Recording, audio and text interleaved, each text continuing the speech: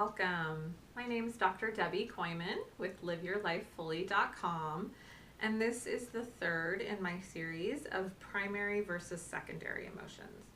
So in the first video, I explained what primary emotions and secondary emotions are. In the second video, I gave you an example from my life of what some primary and secondary emotions are to help you see what they are and get a little bit of a sense of how they manifest and how you can distinguish between the two of them. And then today, for the third video, I'm going to talk a little bit about some ways that we can start to try to better understand and distinguish between our primary and secondary emotions. So just as a recap, for those of you maybe who didn't see the other videos or just need a refresher, primary emotions are natural, normal emotions that all of us feel as human beings. And when we feel them, they will always do a wave. They come up, they go down, they go away. They have no desire to stay in our body. Our body is designed to experience, express, and let go of our emotions. Some normal primary emotions would be fear in response to a threat, anger in response to something that's not okay, happiness in response to something that feels good, sadness in response to loss. Those are all normal, appropriate primary emotions. And if we allow ourselves to experience them, they will come up, they will go down, they will go away. Secondary emotions are usually either responses to or reactions to our primary emotions, and they create additional sets of emotions. And what happens is it blocks the energy from our primary emotion from doing its wave, so it gets stuck, and then it feeds energy into other emotions that either spin in circles or escalate. And we can have lots of secondary emotions that pile on top of each other, and people try to problem solve to these emotions, and it's totally ineffective because it's not the real emotion, and it creates a lot of suffering. So a lot of people who struggle with their emotions, the struggle actually comes from the secondary emotions. The suffering comes from the secondary emotions, because our bodies are designed by nature to cope with our primary emotions. And if we allow it to do so, some of them can be very intense and some can be very painful, but we have all the tools within our body to cope with those. So it doesn't cause, sometimes it causes pain, but it usually doesn't cause suffering.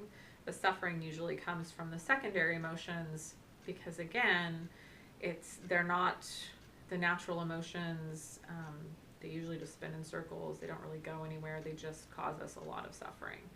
And example of this is with road rage, when something happens on the freeway or when you're driving, you get cut off or whatnot. Those are threatening. Your life can be in danger in those situations. The primary appropriate response would be fear initially. A lot of people don't even feel the fear. They go cut that off, go right into anger, and then people can spin in that anger, or it can just escalate and escalate because it's not the primary response. And like I talked about in my second video, there are lots of different primary, secondary emotions that we can have. So if you want some more specifics and more detailed example of that, check out video number 2 with the example. So that just kind of brings you briefly up to speed on what primary, secondary emotions are. Now, a lot of people, the distinction makes sense. They can get it logically, but it's difficult to try to actually figure out and distinguish between what the primary emotion and the secondary emotion is. And I know from my own experience and in the work that I do with people that this takes time and practice, and what tends to happen initially as you're trying to figure this out is you don't recognize what's happening until you're in the middle of a secondary emotion, and you know that it's a secondary emotion because you can feel the spinning, or you can feel it just getting worse and worse and worse. And that's fine, that's normal, that's just kind of how it happens initially. So what I encourage people to do once they've identified, okay, I'm in a secondary emotion. So try to take a time out, try to acknowledge, okay, I'm in secondary emotion. Then what I encourage people to do, it's kind of basically working backwards.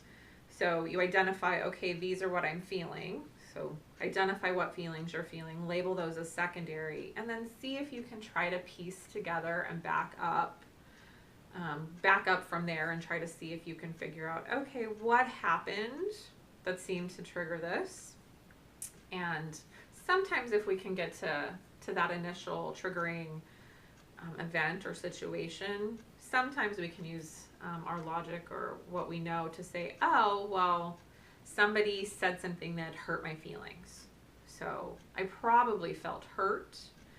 And then it went into, could go into all sorts of stuff. Anger, insecurity, feelings of worthlessness, depression, fear, all sorts of things could come from that.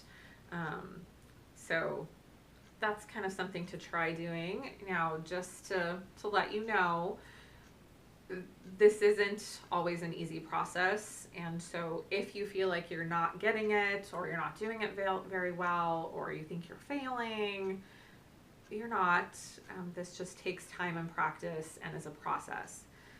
So you can start with that and try. If you're not able to get beyond what your secondary emotions are, that's okay.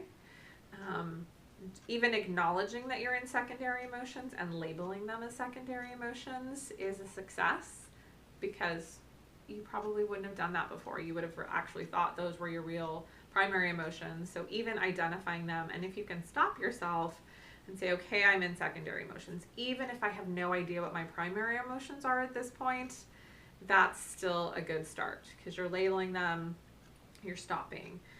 And you're stopping that process from just getting worse and worse and worse and causing yourself more suffering. So if that's all you can do to begin with, that's fine. It's okay. And usually what happens is with practice, people get better.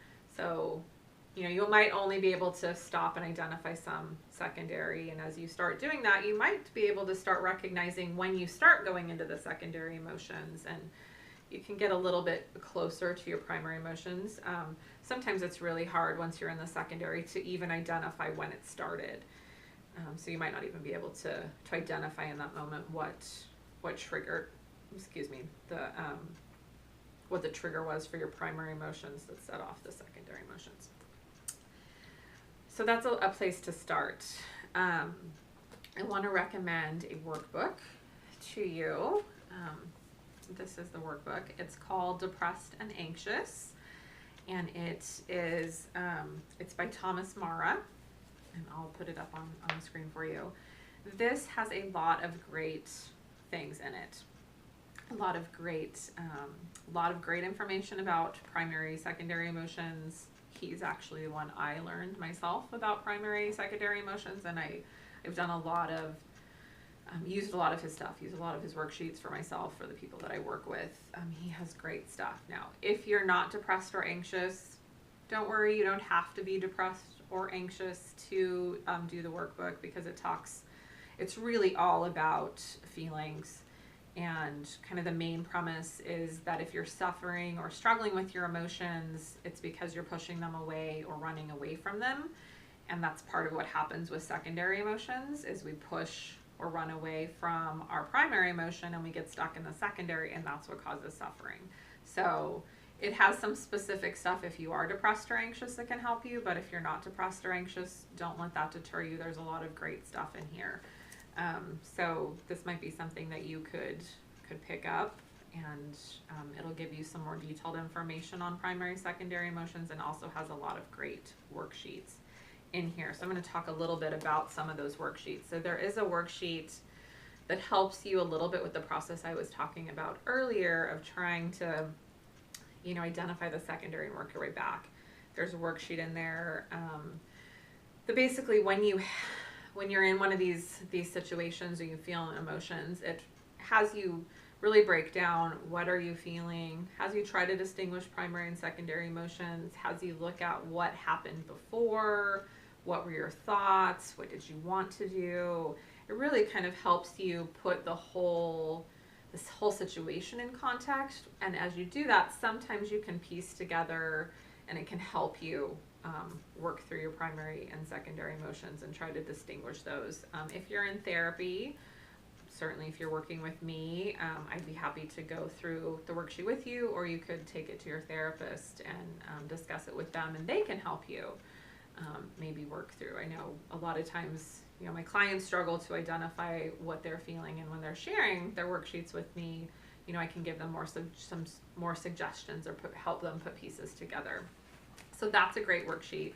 They also have great worksheets that are specifically on different kinds of secondary emotions that I really, really like. So they break down some secondary emotions into secondary emotions that are created from feelings about our primary emotions, secondary emotions created from feelings from our past, secondary emotions created from our assumptions, and secondary emotions that are created from anticipations about the future. So I'll briefly go over each of those. So the secondary emotions that can come from our primary emotions that's probably one of the more simpler ones. If we have learned that it's not okay for you to be sad, it's not okay for you to cry. When we feel sadness, we're going to make a judgment of that and invalidate it and stop it, which is going to create secondary emotions. So what I encourage you to do is think about your childhood, think about what you were taught by your parents, by peers, school, society, messages like this, specifically with emotions or with your needs. If you've been taught certain emotions aren't okay, then it's most likely that when you feel those emotions, which are normal emotions, you're going to go into secondary emotions. So if you can identify that, that'll give you an idea right away of some possible emotions, primary emotions that will create secondary emotions. So when you've identified you're in secondary emotion, you can ask yourself, is it possible that I felt one of those primary emotions that I've been taught not to feel? So, let's say I've been taught it's not okay to be sad, or it's not okay to be scared. When I notice I'm in secondary emotions and I stop myself, I may say, is it possible that I was feeling sad before these secondary emotions came in? Is it possible I was feeling afraid? And what I encourage people to do is think back, even if they don't remember when the emotion started exactly, think back through your day or your past week and say, was there anything that happened today or this week that it would have been appropriate to feel sad about? Is there anything that happened today or this week that would have been appropriate to feel afraid about? Or any of the other emotions you've been taught aren't okay. And if you do that, that might help you to be able to start to identify what some of your primary emotions are. I just remembered another worksheet that I believe is in here has you identify what emotions you like, what emotions you seek, what emotions you don't really care either way about, what emotions you don't like, and what emotions you hate. And it helps you to identify like the emotions that you don't like and that you hate and try to avoid. Another clue, again, those are probably primary emotions you feel that you try to skip over or push away that create secondary emotions. So with that list, again, when you've identified you're in secondary emotions, you're trying to identify your primary emotions, you can pull out that list and say, was there anything that happened today, again, or sometime in the recent past, that these would have been appropriate emotions to feel? Because most likely you were feeling one of those emotions, you invalidated it, pushed it away, cut it off, try to avoid it, whatever, and it created secondary emotions. So that is a really useful tool as well as you're trying to distinguish and learn more about your primary, secondary emotions. So back to the other worksheets, secondary emotions can be created from things in the past. So let's say, I'm trying to come up with an example. Let's say there was something that was hurtful from me, to me from my childhood, and I'm in a situation that's similar. So I'll just use an example from my life. So I was emotionally bullied by some of my classmates when I was in junior high, and that obviously was hurtful and created a lot of primary and secondary emotions, but that was very hurtful. And one of the situations was, I was in class, and there was this one girl speaking to another girl behind me, and they were whispering and talking about me behind my back. I could hear what they were saying. So when I'm in situations where people are talking, even if they're not about me, I can automatically assume, or people are laughing, like my being will kind of go back to that situation and think, oh my gosh, they're talking about me, or oh my gosh, they're laughing about me, and I can start to feel emotions. Now again, these people may have nothing to do with me, because a lot of times it'll be strangers that there's really no reason they would be talking about or laughing about me, but my being goes to that, and then I can create all these emotions that aren't actually happening in the present. So I can start to feel worried or afraid or hurt or sad, or those kinds of things that aren't appropriate to the current situation.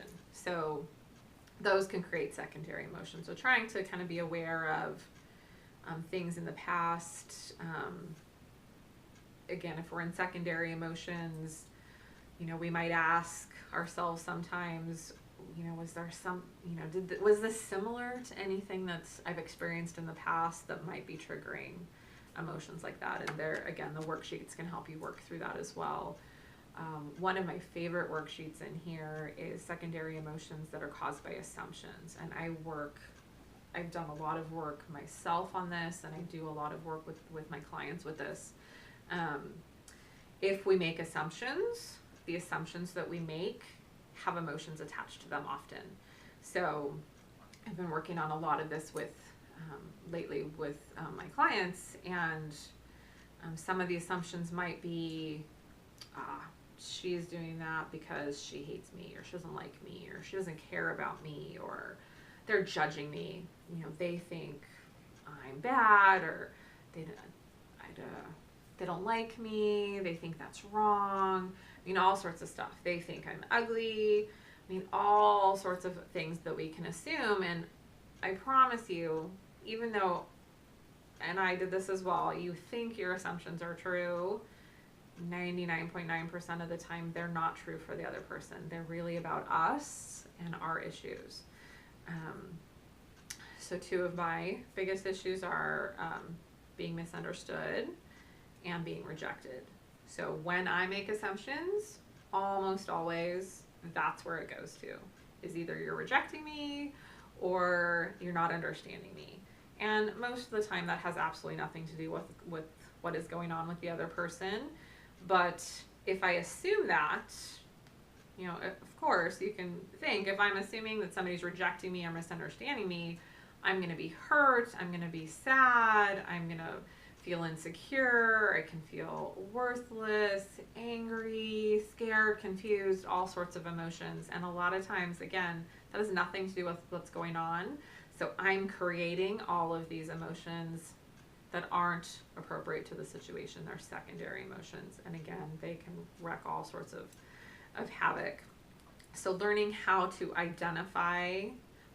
acknowledge first that you're having assumptions, and then learning to identify what your assumptions are, and then learning how to acknowledge they're just assumptions and you don't actually know what the other person is thinking unless you're going to actually ask them, and a lot of us don't. But when you do, you discover pretty quickly that your assumptions usually are not right. So they have, again, great worksheets that helps you identify what you're assuming and then helps you challenge your assumptions. And this is a really, really great one, really, really powerful one, because I think so many of our secondary emotions are created about the assumptions. And then the last worksheet is secondary emotions that are created from anticipations about the future. So for this one, something may have happened and I'm anticipating what else will happen. So let's say I get a phone call or I get a message, and I don't know, maybe they're not super direct. Again, one of my biggest issues and the thing I make assumptions about is rejection. So it's totally silly to my logical brain, but that's an automatic assumption a lot of times I make when clients call me is or leave a message or send an email or whatever, is, oh my gosh, they don't want to see me anymore. It automatically goes to rejection, which most of the time is so silly and so ridiculous to the situation, and I can laugh it off now because it's so silly, but that's the anticipation. Like, and it happens so automatically in my brain that, oh my gosh, they don't want to see me anymore. I'm going to be rejected. I'm anticipating that they're going to reject me. And again, it creates, especially if we allow it to go on, it can create emotions that are secondary emotions, because almost always, the client is not rejecting me or not coming back. It's all sorts of other things, but almost never that. So if I'm anticipating that, I'm creating emotions that have nothing to do with what's going on, but can create a lot of suffering. So and we do this a lot as well.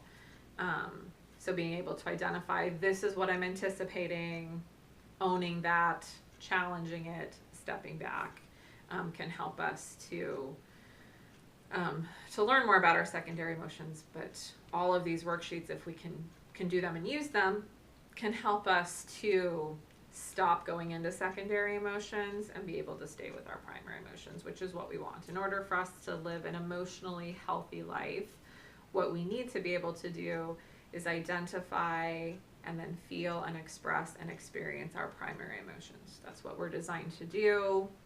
Our bodies are designed with everything to help us cope with those. And that's how we operate more freely, most freely.